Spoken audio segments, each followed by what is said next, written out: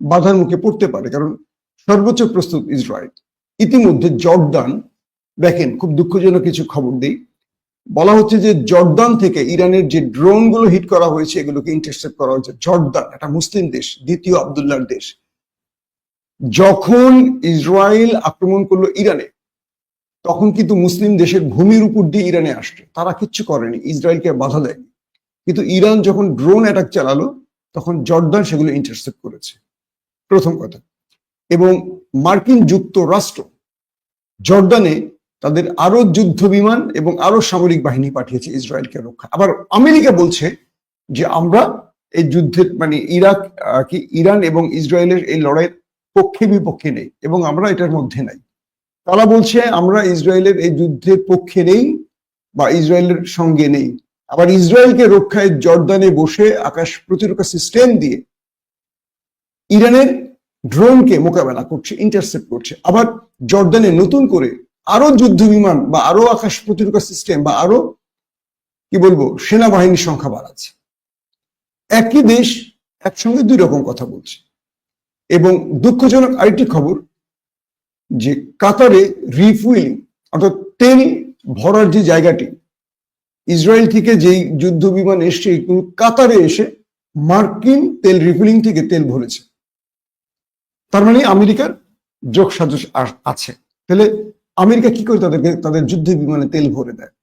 এবং দুঃখজনক হলো সত্য, কাতারের ভূমিতে এটি ঘটেছে, যে কাতারের সাথে ইরানের সখ্যতা অনেক বেশি। আপনারা জানেন কাতারের সঙ্গে দুটো দেশের সখ্যতা সবচেয়ে বেশি, একটি ইরান, একটি তুরস্ক। এবং এই কাতারকে সৌদি জোটের হাত থেকে রক্ষা করেছিল সাম্প্রতিক সময় কাতারকে এক ঘরে করে ফেলার পর এই তুরস্ক এবং ইরান। কিন্তু আজকে দেখা যাচ্ছে সেই কাতারের বেজ ব্যবহার করেছে ইসরায়েল। তার মানে ইরান যে হুমকি দিয়েছিল আরব রাষ্ট্রকে, ইতিমধ্যে আমরা কাতারকে দেখলাম যে সেই লাইন চ্যুত হয়েছে। অবশ্য কাতারকে দোষ দিয়ে লাভ নেই, এইসব দেশের আমেরিকাকে না বলার কোনো ক্ষমতা থাকে না। আমেরিকা কোনো কিছু করলে এই আরব রাষ্ট্র আসলে কিছু বলতে পারবে না, করতেও পারবে না। এরা তো ধনবান, বা এদের নিরাপত্তা বা এদের মাথাটা রয়েছে আমেরিকার হোয়াইট হাউসে। এদের যত বড় জুব্বা দেখি না কেন, এদের যত বড় পাগড়ি দেখি না কেন, এদের ভেতরে হয়তোবা সেই আমরা হামজা বা খালিদ বিন ওয়ালিদ বা যেই মুসলমানদের পরিচয় সেটা তো নাই। হয়তোবা এদের মধ্যে অনেকে মুসলিম আছে কিনা আল্লাহ ভালো জানে, কিন্তু মুসলিম দেশের আমির রাজা বাদশা হয়ে বসে আছেন, যেমন দ্বিতীয় আব্দুল্লাহ। তার বিষয়গুলো আমরা দেখেছি যে এর আগেও ইরান আক্রমণ করেছে, তখনও এই জর্দান ইরানের আক্রমণগুলোকে ইন্টারসেপ্ট করেছে, এবারও তাই করলো। তো সবকিছু মিলে যে বিষয়টি হলো, একজন লিখেছেন আমেরিকার সমর্থন ছাড়া ইসরায়েল কাগজে বাঘ। ইসরায়েল কাগজে বাঘ কথাটা বলা সত্য, আবার পুরোপুরি সত্য না, কারণ ইসরায়েল করে দেখিয়েছে। আরেকটি বিষয় হলো আমেরিকা ইসরায়েলের পাশে নাই, এই শব্দটা মিথ্যা। আমেরিকা ইসরায়েলের পাশেই আছে। এই যে ইরানের আক্রমণগুলো এখন মোকাবেলা করছে, তো ইরানকে আমার মনে হয় যে তার কূটনীতিতে পরিবর্তন আনা খুব জরুরি, কারণ ইরান যাদেরকে বিশ্বাস করেছে অধিকাংশ দেশই কখনো ইরানের পাশে শক্তভাবে দাঁড়ায়নি। এখন পর্যন্ত রাশিয়া বা চীন সফল কিছু করতে পারেনি। যদি ইরানের আকাশ প্রতিরক্ষা সিস্টেমকে জ্যাম করে দেয় বা বিকল করে দিতে পারে ইসরায়েল, তাহলে চীন কি করেছে? যে চীন আমেরিকার সাথে লড়তে চায়, বা যে চীন বলা হয় প্রযুক্তির ক্ষেত্রে এখন সবচেয়ে উপরে, তাহলে তারা এতদিন ধরে ইরানকে যে সাহায্য সহযোগিতার আশ্বাস দিয়েছে, এগুলো কি নিছক মিথ্যে? নাকি ইরানের মতো একটি মুসলিম দেশ পারমাণবিক শক্তিধর হোক, এটা রাশিয়া ইরানও চায় না, রাশিয়া চীনও চায় না। কারণ সবচেয়ে বড় দূরত্ব তো ধর্মীয় দূরত্ব, কেউ মানুক আর না মানুক। পৃথিবীতে একটি মাত্র মুসলিম দেশ, আর কারো কাছে পারমাণবিক অস্ত্র নেই। এর আগে সিরিয়া, লিবিয়া তারা চেষ্টা করেছে, ধ্বংস করে দিয়েছে সব ইসরায়েল। কিন্তু ভারতের কাছে আছে, চীনের কাছে আছে, রাশিয়ার কাছে আছে, ইংল্যান্ডের কাছে আছে, ফ্রান্সের কাছে আছে, এরকম বিশাল তালিকা ইসরায়েলের কাছে আছে। দেখেন ইসরায়েল বলছে যে আমরা পৃথিবীকে নিরাপদ রাখার জন্য সন্ত্রাসীদের বিরুদ্ধে অভিযান চালাচ্ছি, এবং ইরান পারমাণবিক প্রকল্পের মানে পারমাণবিক বোমা তৈরি করছে।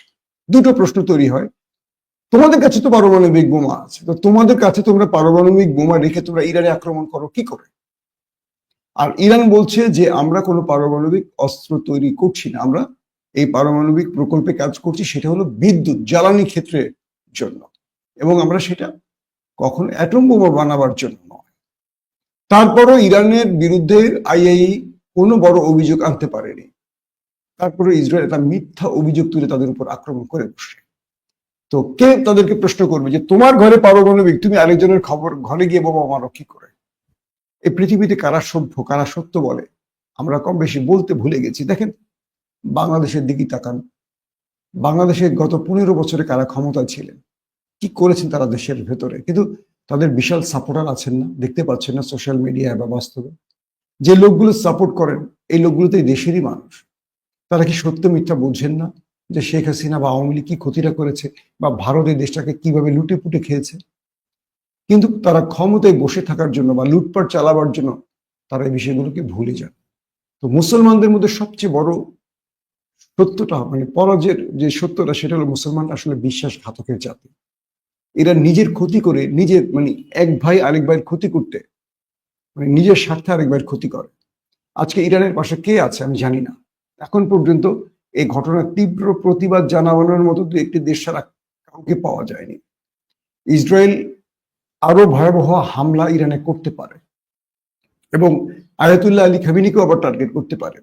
এবং ইরান যে দাবি করেছে তাদের পারমাণবিক প্রকল্পগুলো অক্ষত আছে, তার মানে ইরান আবারও আক্রমণ করবে, ইসরায়েল আবারও আক্রমণ করবে। তো এই সবকিছু মিলে পরিস্থিতি খুব খারাপ দিকে। এবং মধ্যপ্রাচ্যের রাজনৈতিক বিশ্লেষক সামরিক বিশ্লেষকরা বলছেন মধ্যপ্রাচ্য একটা বড় যুদ্ধের দিকে যাচ্ছে এবং ইরান তার যে প্রস্তুতি নিচ্ছে সেই প্রস্তুতি হিসেবে ইরান অনেক বড় মানে একটা প্রতিরোধ করবে বা পাল্টা জবাব দেবে, যেটা ইরান বলছে যদি সত্যি হয়। ইরান তো অনেক কিছু বেশি বলে, করতে পারে কম, বলে বেশি। তো এই কাজটা যদি আবারও হয় পুরো পৃথিবীর মুসলমানরা হতাশ হবে। আর ইরান যদি পাল্টা জবাব দিতে পারে কেবল গণমাধ্যম দিয়ে নয়, সত্যিকার অর্থে বড় ক্ষতি করতে পারে, এই সময়টা ইরানের উচিত বিশ্বের অন্যান্য মুসলিম দেশগুলোকে ইরানের সাহায্য করা। সেটা তুরস্ক বলি, সৌদি আরব বলি, পাকিস্তান বলি, সকল দেশ যদি ইরানের পাশে দাঁড়ায় আমার মনে হয় এইটি একটি মোক্ষম সময়। কিন্তু দাঁড়াবে না কেউ। পৃথিবীর প্রতিটি মুসলিম দেশ থেকে যদি অনুমতি দেয়া হয় কয়েক শত কোটি মুসলমান চলে যাবে ইরানকে রক্ষা করতে, কিন্তু প্রত্যেকটি দেশে বসে আছে তাবেদার রাষ্ট্রপ্রধান, পৃথিবীর প্রতিটি দেশে, মানেন আর না মানেন। বাংলাদেশ বলেন, পাকিস্তান বলেন, ইন্দোনেশিয়া বলেন, মালয়েশিয়া বলেন, সৌদি বলেন, কাতার বলেন, জর্দান বলেন, কুয়েত বলেন, কোনটা বলবেন, মিশর বলেন, প্রতিটি মুসলিম দেশে বসে আছে পুতুলরা। এরা হলো পশ্চিমাদের পুতুল, এরা কিচ্ছু করবে না। আপনি আমি যত আবেগ দেখাই, যত কষ্ট পাই, কোনো লাভ হবে না। একটি লাভ, আপনার নিজেদের ইমানদার সৎ শাসকদের বসাবেন যারা মুসলমানদের ব্যথায় ব্যতীত হয়, যারা মুসলমানদের রক্ত দেখলে যাদের রক্ত টকবক করে। আমরা নিজেকে দাবি করি মুসলিম, কিন্তু তাদেরকে ক্ষমতার চেয়ারে বসে যারা লুটপাট করে, চোর বাটপাট, সমাজের সবচেয়ে খারাপ লোকগুলি হলো রাজনীতিবিদ। বাংলাদেশে কজন রাজনীতিবিদ বুকে হাত দিয়ে বলতে পারবেন তারা সৎ বা বৈধ ইনকাম করে খান, তাদের সন্তানদের শরীরের বৈধ রক্ত আছে, সবগুলো শরীরে হারাম রক্ত। আর এই হারাম রক্তকে টিকিয়ে রাখার জন্য আমাদের মতো কারাপ্টেড লোকগুলো তাদেরকে ভোট দিয়ে চেয়ারে বসায়। সময় কি এখনো আসেনি? আপনি ইরানের বিজয় দেখবেন, আপনি ফিলিস্তিনের বিজয় দেখবেন, আপনি মুসলিম বিশ্বের বিজয় দেখবেন, আগে নিজের ঘরে বিজয় আনেন, আগে নিজের ঘরে ইমানদারদের ক্ষমতায় বসান, নিজের ঘরের সত্যবাদীদের, সৎ লোকদের, সাহসী লোকদের, সৎ লোকদের মানে কি বোঝেন? যে লোক নামাজি হবে, যে লোক প্রতিটি ক্ষেত্রে সততার মানে প্রমাণ দেখাবে, চোর ডাকাত লুটপাট ধর্ষণকারী টেন্ডারবাজি এইসব লোকই তো নেতা হন, তাই না? তাই তো হয়। একটি মুসলিম দেশের চরিত্র না, শুধু পৃথিবীর প্রত্যেকটি মুসলিম দেশের চরিত্র এরকম পাল্টে গেছে। রাজা বাদশাহ হন সমাজের সবচেয়ে খারাপ লোকগুলো, আর আমরা স্বপ্ন দেখি ফিলিস্তিনকে রক্ষা করবো। ইম্পসিবল। আজকে ইসরায়েল আক্রমণ করুক, ইরান বড় সড়ো চারদিক থেকে ইরানকে ঘিরে ফেলবে। জানেন আপনি, প্রতিটি দেশ, ফ্রান্স আসবে, ব্রিটেন আসবে, জার্মান আসবে, আমেরিকা তো আসবেই, ইভেন বহু মুসলিম দেশ ইসরায়েলের পাশে দাঁড়াবে, ইরানের পাশে দাঁড়াবে। আবার ইরানও সেম ভুল করে গেছে বিগত সময়, যার কারণে ইরানের মুসলিম বন্ধু কম। আমি কার কথা বলবো বলেন? আমাদের এই ভুল এত বেশি যে ভুল আমরা এখন জীবন দিয়ে মাসুল দিচ্ছি। দর্শক, বিদায় নিচ্ছি এখনকার মতো। আমরা ইরানের বড় যে আক্রমণের অপেক্ষায় আছি, ইরান তার হাইপারসোনিক দিয়ে বা কোন ক্যাটাগরিতে আক্রমণ, এগুলো আমি মানে আজগবি না বলে যতটুকু তথ্য আমার কাছে দিয়েছি, তবে অনেক তথ্য আসছে যে ইরান কোন ট্র্যাপে মানে কোন পদ্ধতিতে আক্রমণ করবে, কি করবে না করবে, এগুলো এখন জানাতে চাচ্ছি না। নেক্সট ভিডিওতে জানাবো। এবং ইরান এর মধ্যে বড় একটা আক্রমণ করে ফেলতে পারে, এরকম সম্ভাবনা আছে। যদি সেই আক্রমণটি হয়ে যায় আমি আপনাদেরকে লাইভের মাধ্যমে আবার জানিয়ে দেব। প্রত্যেকে ভালো থাকবেন। আল্লাহ হাফিজ। ওপেন দাইস মানে সত্যকে সত্য বলা, মিথ্যেকে মিথ্যে বলা। আমরা শোনা কথা নয়, চোখে যা দেখি তাই বলি।